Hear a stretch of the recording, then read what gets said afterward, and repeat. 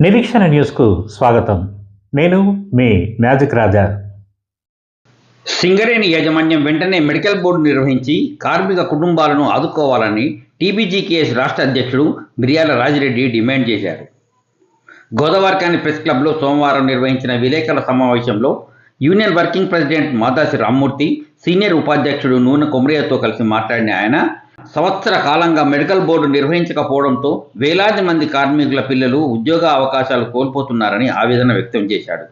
ఎన్నికల సమయంలో ప్రతి నెల 2 మెడికల్ బోర్డు నిర్వహిస్తామని ఇచ్చిన హామీని ప్రభుత్వం నిలబెట్టుకోవాలని కోరారు.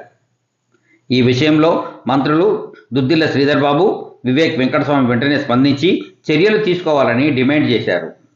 సింగరేణి కొత్త సీఎండీ బుద్ధ ప్రసాద్ను కలిసి సమస్యపై చర్చిస్తామని, స్పందన ఆధారంగా భవిష్యత్ కార్యాచరణ ప్రకటిస్తామని తెలిపారు.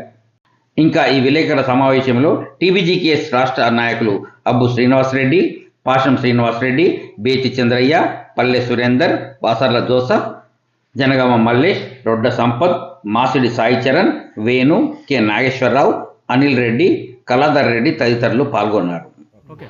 భారతదేశ బొగ్గు పరిశ్రమలలో అంటే కోల్ ఇండియా అయితేంది, నైవేల్ లాంటిది అయితేంది, సింగరేణి లాంటిది అయితేంది, కష్టతరమైనటువంటి పనులు కార్మికులు చేస్తున్నటువంటి క్రమంలో అనేక రోగాల బారిన పడుతున్నారు అనేటువంటి ఉద్దేశంతో కోల్ ఇండియా, సింగరేణులు వారసత్వ ఉద్యోగాలు ఇచ్చినటువంటిది. ఆ తర్వాత మెడికల్ బోర్డుల నిర్వహణ ద్వారా వాళ్ళని అన్ఫిట్ చేసి ఉద్యోగాలు డిపెండెంట్కి ఇచ్చినటువంటి ప్రక్రియ. ఈ జాతీయ సంఘాలు ఏవైతే 5 అని చెప్పుకుంటున్నటువంటివో వీళ్ళు కోల్ ఇండియాలో ఈ యొక్క ప్రక్రియను రద్దు చేశారు. ఎందుకంటే ప్రైవేటీకరణలో భాగంగా ఎల్పిజి పాలసీ వచ్చినటువంటి సందర్భంగా. అలాగే కొద్ది రోజులు కొనసాగినటువంటి సింగరేణిలో కూడా ఈ 5 జాతీయ సంఘాలతో పాటు సాజకు ఆ రోజు తెలుగుదేశంతో మిలాఖతై ఉన్నటువంటి ఉద్యోగ అవకాశాలు, వారసత్వ ఉద్యోగాలను పోగొట్టినాయి. ఆ తర్వాత ఎన్నికలు జరిగినటువంటి క్రమంలో ఏఐటీసీ చేసుకున్నటువంటి ఒప్పందం ప్రకారంగా మిగిలినటువంటి కార్మికులకు నెలకు 25 మంది చొప్పున ఇచ్చేసి కొంతమందికి డబ్బులు ఇస్తామని చెప్పి 2 లక్షలు ఆ విధంగా పోగొట్టినటువంటిది. ఆ తర్వాత శాశ్వతంగా రద్దు చేసినటువంటి ప్రక్రియ మనం చూసాం. ఆ తర్వాత తెలంగాణ వచ్చిన తర్వాత మిగిలిపోయినటువంటి 3200 మందికి ఒకే సంవత్సరంలో 2014 మందికి ఉద్యోగాలు ఇవ్వడంతో పాటుగా 2018లో మెడికల్ బోర్డు ప్రక్రియను ఏర్పాటు చేసి వందలాది మెడికల్ బోర్డులు నిర్వహించి ఒక్కొక్క బోర్డులో 150-180 మందిని అన్ఫిట్ చేసి దాదాపుగా 15,000 మంది డిపెండెంట్లకు ఉద్యోగాలు ఇచ్చింది కేసీఆర్ గారి ప్రభుత్వం తెలంగాణ వచ్చిన తర్వాత. అలాంటి దానికి ఈరోజు కాంగ్రెస్ ప్రభుత్వం వచ్చిన తర్వాత ఈ 2 సంవత్సరాల కాలంలో 5-6 మెడికల్ బోర్డు మాత్రమే పెట్టి జూలైలో ఎవరైతే హయ్యర్ సెంటర్కి పోయినటువంటి వాళ్లకు 54 మందికి నిర్వహించి 5 మాత్రమే అన్ఫిట్ చేసి అన్యాయం చేసింది. ఆ తర్వాత నవంబర్లో జరిగినటువంటి మెడికల్ బోర్డులో 229 మంది అడ్వైజరీ మెడికల్ బోర్డు వాళ్ళే పెట్టుకోమని చెప్పినటువంటి ఆ బోర్డులో 24 మందికి మాత్రమే అన్ఫిట్ చేసి వాళ్లకు అన్యాయం చేసినటువంటి సందర్భంలో తెలంగాణ బొగ్గాని కార్మిక సంఘం డిమాండ్ చేస్తూ ఉన్నది, ప్రతి నెల మెడికల్ బోర్డు నిర్వహించాలి. మార్చి 21, 2025 నిర్వహించినటువంటి బోర్డు సంవత్సర కాలం ముగుస్తుంది.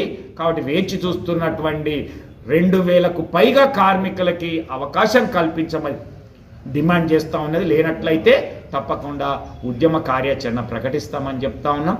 దీంతో పాటుగా జూలైలో, నవంబర్లో జరిగినటువంటి మెడికల్ బోర్డులో ఫిట్ ఫర్ సేమ్ జాబ్ కానీ సర్ఫేస్ వచ్చినటువంటి వాళ్లకు మరొకసారి మెడికల్ బోర్డు నిర్వహించి రివ్యూ చేయాలనేటువంటిది డిమాండ్ చేస్తూ ఉన్నాం.